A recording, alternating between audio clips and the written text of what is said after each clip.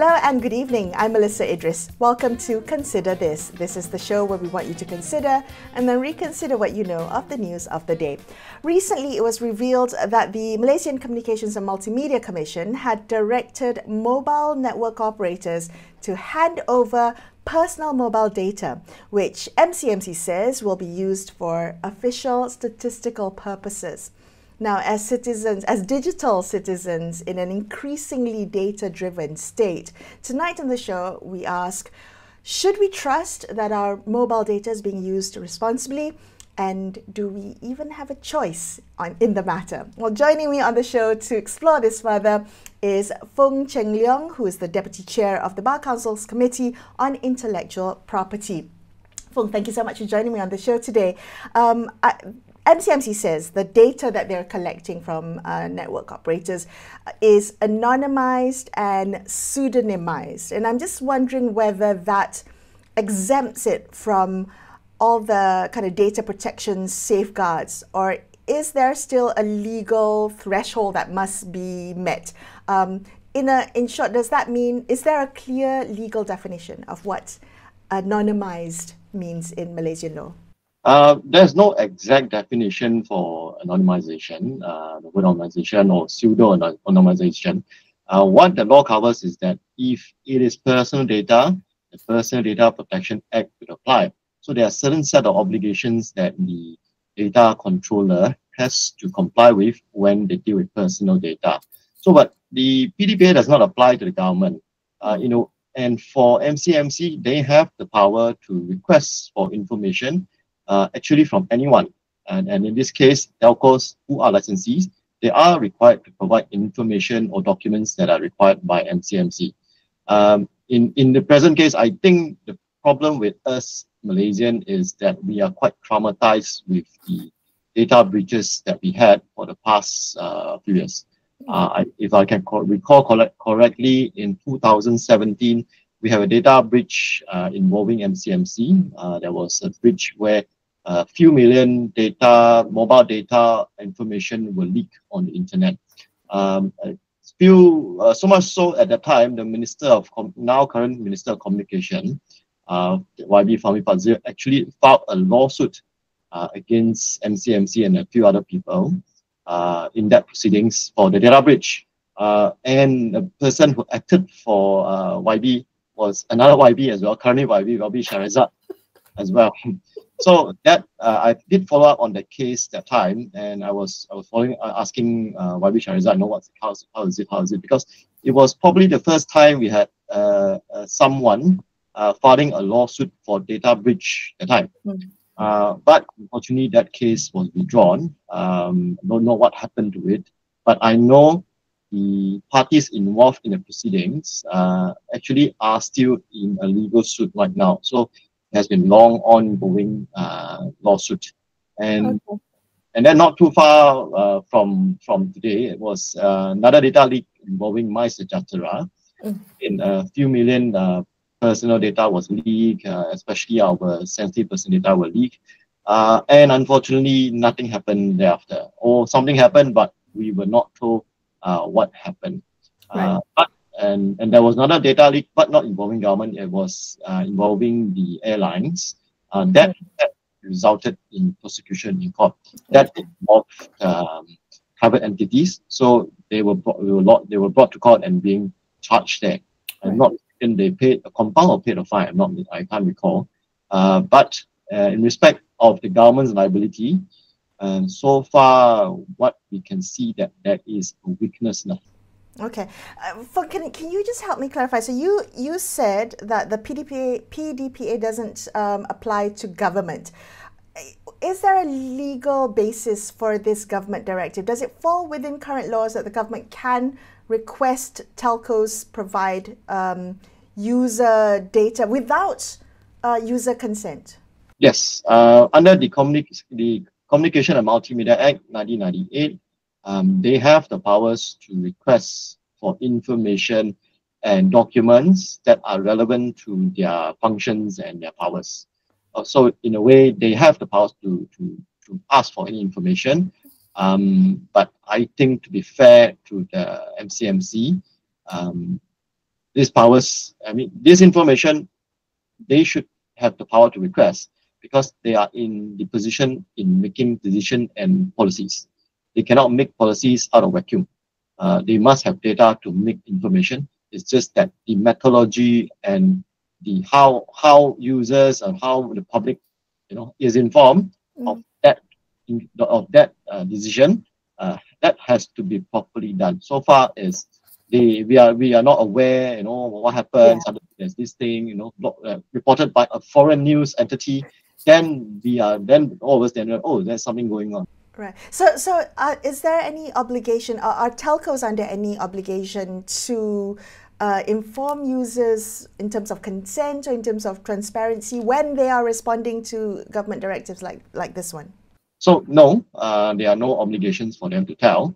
In fact, if I've gone through some of their privacy policies or privacy statements of these telcos, they actually did not say anything about providing users or notifying them of only government requests. I recall helping out for some freedom of information organization, and some of the questions they asked whether the country practices transparency or privacy. One of the questions is asked: does the telcos have put in a proper statement to say that in the event of any requests, government requests, you will be notified the same? So Malaysia, no such thing. Okay, all right. Do you think we should? Is that something that we would should be looking at? And is there anything in the fact that this incident highlight to you about the gaps in our data protection framework, particularly when kind of state access is involved? Well, there are two school of thoughts. One is, if let's say if it's a really urgent matter, which if you alert the user, then the user may destroy something or cause certain damage, then is where you do not tell them. But when it comes to requests for information, like a general information, I think for statistic purposes or for research or study purposes, probably there is a need to tell them for users to opt out. I do not want to be part of the study. But when it comes to data being anonymized, then perhaps again is the weighing of between the rights of the state, the telcos, and also the users, the privacy of individuals. Unfortunately, like Malaysia, our privacy rights are not really strong. So most of us would think that, oh, if government wants it, okay, just give. Oh, no choice but to give. But in certain countries where the privacy rights prevail, they can have a pushback. They can tell the government, I'm not giving you. This is my right under the law to push out, to opt out from any of the studies. Right. I'm just wondering, are there any legal provisions or guardrails in terms of how much data the government is allowed to see? So when we give our data to a telco and we sign the PDPA, which doesn't apply to government, are there any parameters in which the government, what data the government can and cannot request for? Oh, there's nothing in the... one thing is the laws get drafted by the government, and most of the time the person who drafted would be someone from that particular government agency. So they would of course have to act in the best interest of the agency. And then in the olden days, the consultations are not that strong, unlike today. So most of the time, this law will get passed just like that. And bear in mind, like say Communication Multimedia Act, it was passed in 1998. In 1998, the privacy rights in Malaysia were not that strong. Unlike these cases, nowadays we have cases involving invasion of privacy, data breaches. Those days, 1988, only a handful of people are on the internet. But these days, everybody is on internet. So I think we have to relook into privacy rights when it comes to drafting of laws. All right. So you mentioned a bit earlier that if it were for other purposes apart from a government directive, users should have the option to opt out. But as I understand it, for this one, there's no option to opt out. Are there mechanisms in Malaysia to challenge such directives or any avenues for judicial review if data is found to be used improperly? Yes, I think there's always avenue of judicial review. Of course, you need to fulfill the threshold of being an interested person to file the judicial review. Whether someone will do that in Malaysia, I think in respect of some, if let's say there are very strong privacy bodies in Malaysia, they actually do. In certain other countries, they actually have bodies that or organizations that are very privacy strong. And if they find the government's overstepping their boundaries, they will actually go to court and challenge it. So yes, possible. But as I can see from most of our cases, the courts are pretty much on the government side. It is usually because of the public policy overrides the personal interests of. All right. So how would you assess Malaysia's level of kind of awareness of privacy rights and how much we uphold them in Malaysia? Oh, it's getting better with the PDPA in force. It's been 10 years since the PDPA. So we are moving towards a better way of looking at privacy. There are new laws that has been introduced, like the amendments to the Penal Code, the Online Safety Act, a lot to do with helping Malaysians from preventing us from being harmed. So one of the ways is preventing being harmed, for example, is doxing, for example, information being used unlawfully online. So we are seeing that more and more coming in, and stalking as well. Stalking also involves your personal data because they know where you are, where you live, who are your family members. That again is your privacy rights.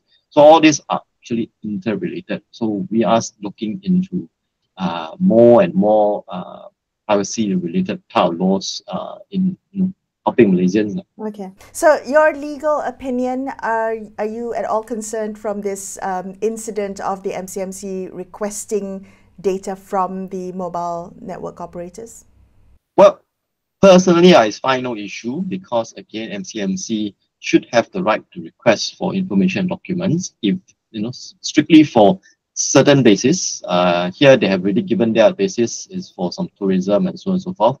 But the only thing is they did not inform. I'll find it. And also if they have informed, make a public notification, request is made, this is the purpose. Yes, they'll be very good telling us. But because of our past trauma, we find that this request is problematic lah. And what else can you do with the data? For example, I use the data based on the data they ask. For example, I base the data on person of race, and I use it for, let's say, election purposes, for gerrymandering, for example. I determine, okay, this segment of the race has a lot of them are in this place during this period. What is my information that I want to target these people? Let's say people of the Chinese race in this area, and then I do geolocation targeted of let's say telling them all sorts of information. I use very racial type of information to push to this segment of the industry at this place, segment of this location at this place only. Because I have the data from the telco, I know here it's fully constituted by the Chinese, and I will put information for the Chinese only here. So these are some of the worries what they can use the data for, for purposes not for the good of the country. Okay. Well, Foong, thank you so much for kind of clarifying the legal basis for this, and I appreciate your time. Foong Cheng Leong from the Bar Council's Committee on Intellectual Property. There, we're going to take a quick break here and consider this. We'll be back with more. Stay tuned.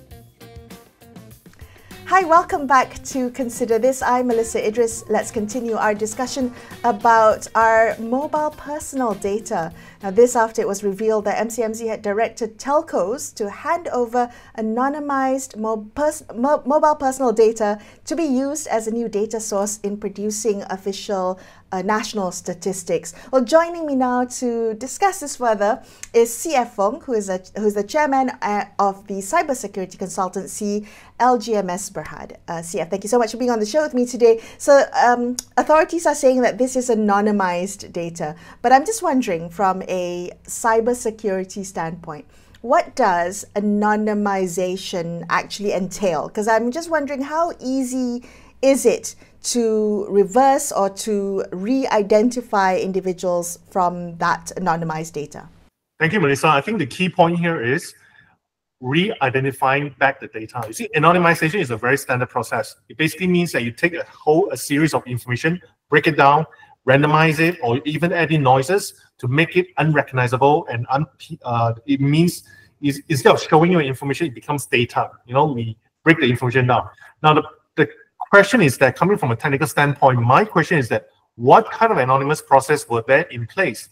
And because the anonymizing process was not disclosed, there isn't much transparency involved. So even coming from a technical standpoint, I will be a bit curious of what kind of effort, what kind of strength of this anonymity will be in place. Because data, if it's not anonymized properly, can easily be pieced back together and re-identified together. In a way, there's no secrecy, as what we want to achieve earlier. The secrecies are gone. Mm-hmm. So I think the major concerns why people are still so concerned about this, because it's also due to one of the massive data leak cases that happened back in 2017.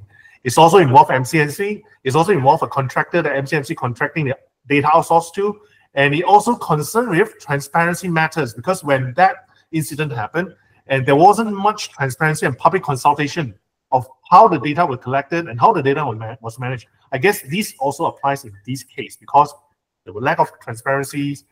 Personal point of view is there was no public consultations.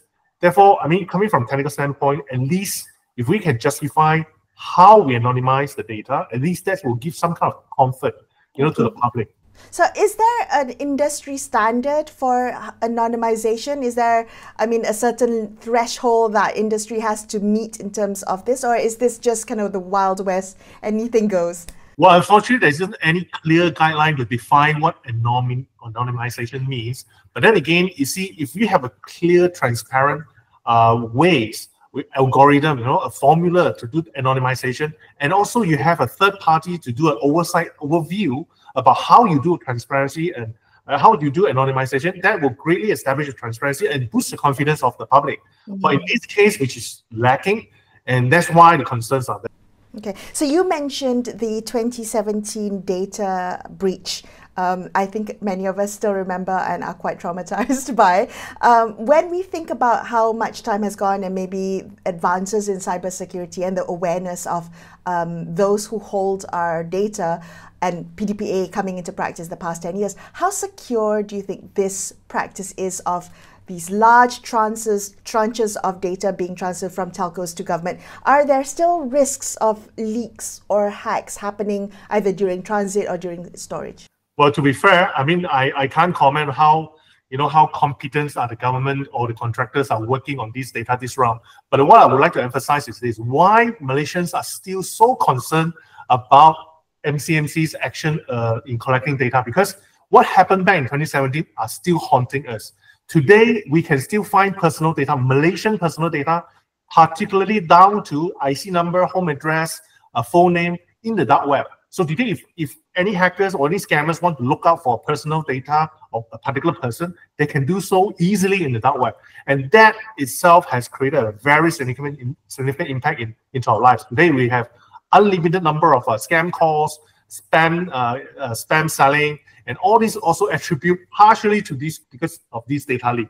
Now, when it comes to this round, when MCMC given the instructions and directives to their telco, and this is also, I think MCMC could have done a proper, I would say, more educate PR to at least inform the public and then share with the public in a transparent manner what kind of methods they're using to anonymize the data, and at least give some assurance. You know, assurance as in, yeah, we have PDPA, not the kind of assurance as in more technical, more comprehensive and granular, where, you know, the assurance given can be validated, you know, by a third party, by experts. And this is kind of assurance that what we would be expecting MCMC to do. Right. But regardless, I mean, even if MCMC does give us the assurance or the information of how the data is anonymized, it's not like we can opt out from it. Yeah, so, I think it's beyond our call to say MCMC can't do this. But then again, we also want to clarify this. PDPA does not apply to government.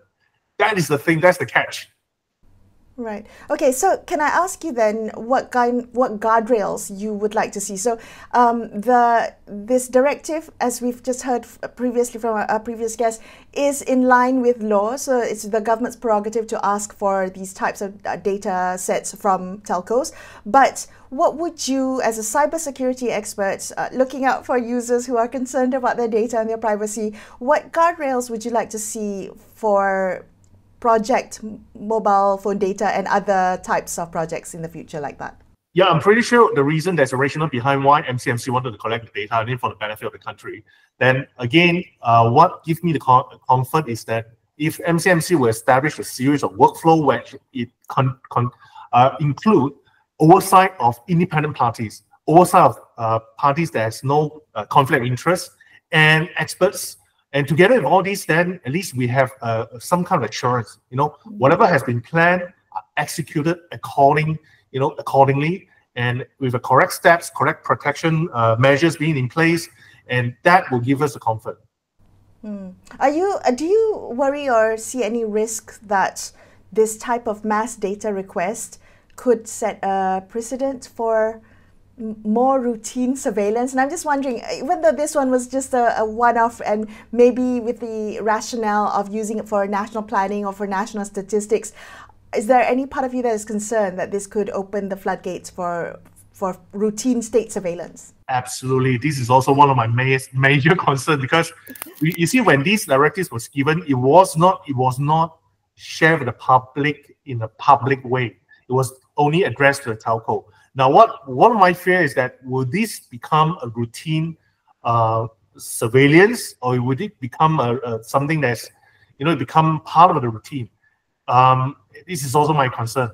That's why I say, end of the day, is back to the PR, you know, of whether it's not regardless of just MCMC alone.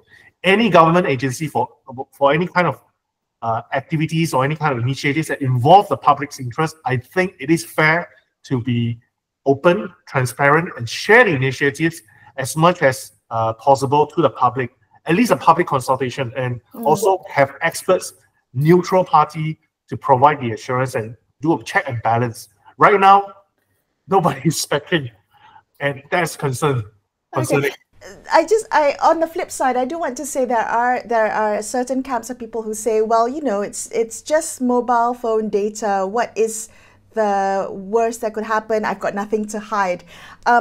As someone within the industry who has seen kind of the edges of where you know some are, how data can be misused, can I ask you how you would respond to push for more privacy, or to convince those that we should be considering upholding the right to privacy for our personal data? So if you don't mind me going back to a basic principle, you see, when all these data fields, when they are all by itself, it basically is meaningless, it's harmless. For example, if I put a spreadsheet of all the IC numbers, just IC number alone, it is not harmless. However, if I tie the IC number with a home address and then further with a phone name, then it becomes information. When you have a lot of information put together, then you have intelligence. Now, intelligence is something kind of scary, because it allows the authorities, it allows the bad guys, it allows the people to, based on intelligence, we can do a lot of, we can derive to a lot of knowledge, and that can further help us to do what we need to do. For example, if I have a set of data that that belongs to a certain age group, and then I can, based on the data, I can look at where do they live. I can get some kind of intelligence of what can I do with these kind of data later on. So that's why, regardless whether today we are talking about personal data or national secrets, I think any information should be treated seriously. We need to put in safeguards in place, because we will never know when are these information that is going to be exploited, whether by the good guys or the bad guys, regardless. But the thing, any information should be treated equally seriously. Yeah, our data is ours, right? CF, thank you so much for being on the show with me today and kind of giving some insight into what risks lie ahead if this data is not utilized properly, and what we can do to protect ourselves. Thank you, CF, for your time. CF Fong there from the cybersecurity consultancy LGMS Berhad. That wraps up this episode of Consider This. I'm Melisa Idris signing off for the evening. Thank you so much for watching. Good night.